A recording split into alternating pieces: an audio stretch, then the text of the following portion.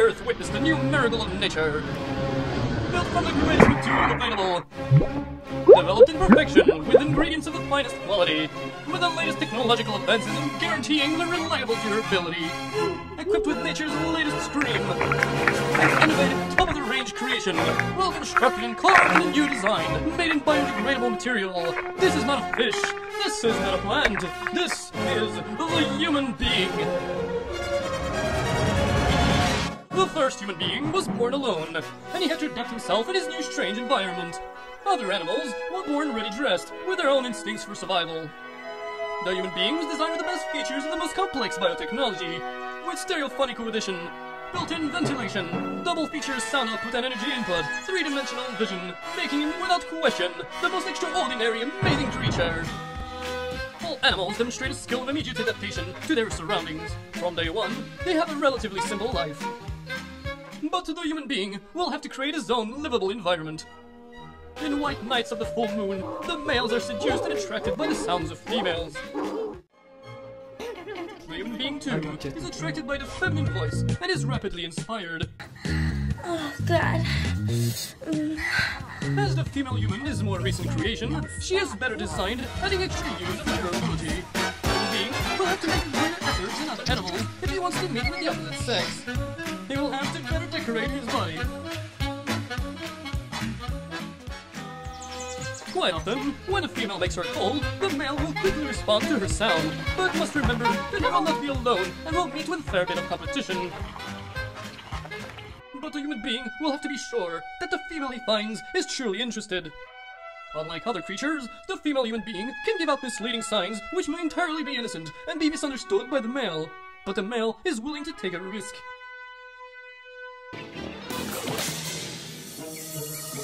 During their meals, most animals don't worry about their posture for eating. But body language is important for the human being. He has to position his body in order to demonstrate a healthy way of life.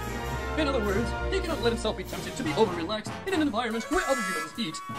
From this less presentable posture, the female human being across from him will be more repulsed than attracted. Visual contact from a female is often responded by the male in order to demonstrate his attraction. But for human beings, the courage for eye contact is still underdeveloped in their evolution.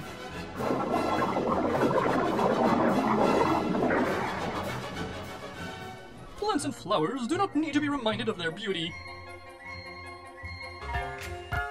With the human species, it is commonplace and imperative to him to communicate his admiration. It is important that he describes in great detail each element of her feminine beauty, with attention to keeping from giving too much information.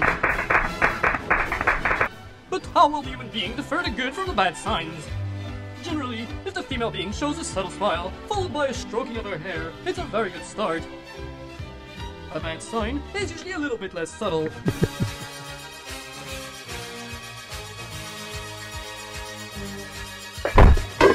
Certain animals have a habit of staring in a hypnotic way for an exaggerated length of time. For the human being, however, it is certainly not a good idea to exaggerate the duration of fixation, as it may make the female very uncomfortable, and her response may not be favorable.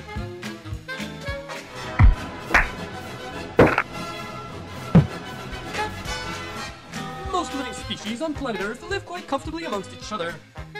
The Homo sapien male has a tendency to fabricate his own character to ridicule, known as showing off. In this one example, he is trying to demonstrate his cultural capabilities.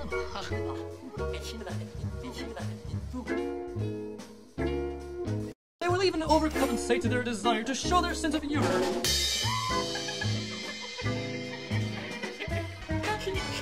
Animals don't need to demonstrate good manners amongst each other, contrarily with a human being who will have to make an effort. Even though holding up their drinking object is an important factor to this species, so much as a finger sticking out can create discomfort. A human being who drinks like this will, without any doubt, live a lonely and unsuccessful life. Physical contact for animals is both a very important and normal thing, but once again with human beings, every step has to be done very cautiously. If in this step the female doesn't react in a negative way, the male can make his next move. Unfortunately, the human being is not known for his patience, and he may attempt to precipitate his own steps of intimacy.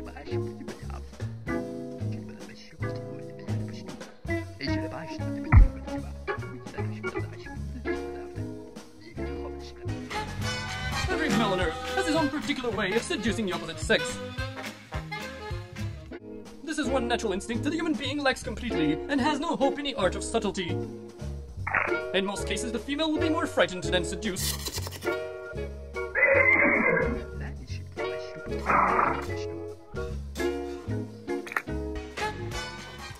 However, if the female gives out a positive sign, the male will immediately respond with a mating call.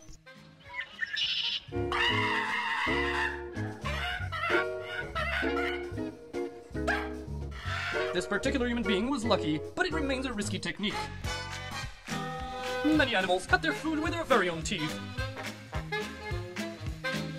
We can only imagine for a moment the torment for the human being if he had to eat his food without cutting it.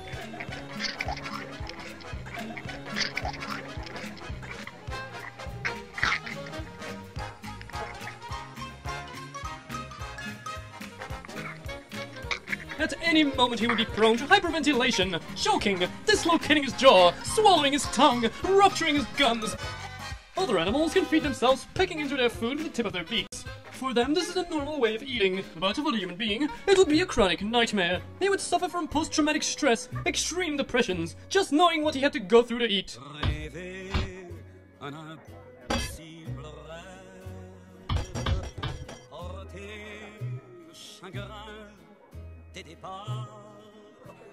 His constant complications would involve cranial traumatisms, memory loss, vision deficiencies, loss of appetite, and aspirin dependency.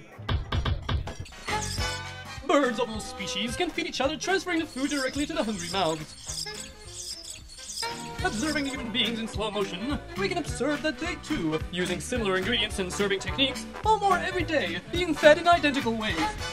In the depths of the ocean, being of only one sex, the seahorse doesn't have to worry about the complexities of seduction.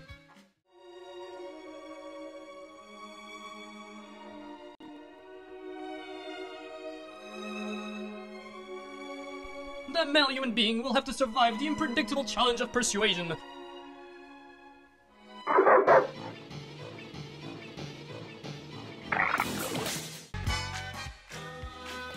Like other animals, he is a product of self-industrialization, known to the Homo sapiens as children. Animals have complete unconditional control of their young. With humans, the children are in control.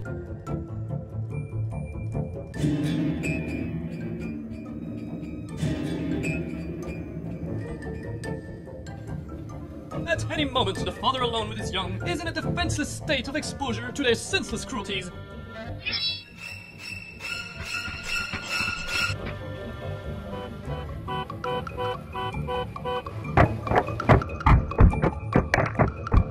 The unresolved mystery of this unhealthy phenomenon have animalistic origins towards their resentment of fatherhood authority.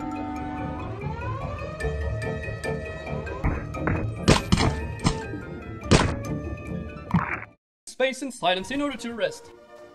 But the better a human being makes a living, the better his living gets. He will be able to treat himself with a better refuge, and better afford a greater distance far from all the noises and commotions of his usual day.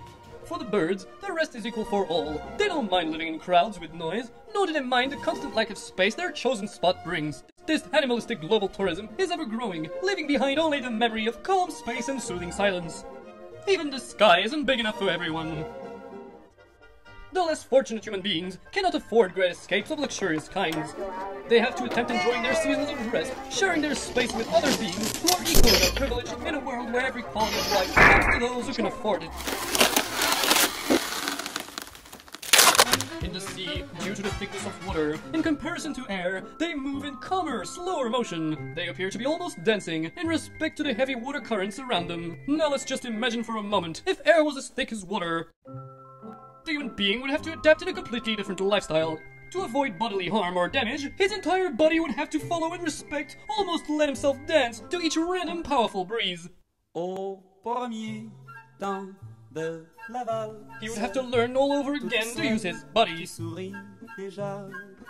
Au premier temps de Laval, seul, je suis seul, mais je t'aperçois. Next week, we will observe the phenomenon of sport amongst the human being.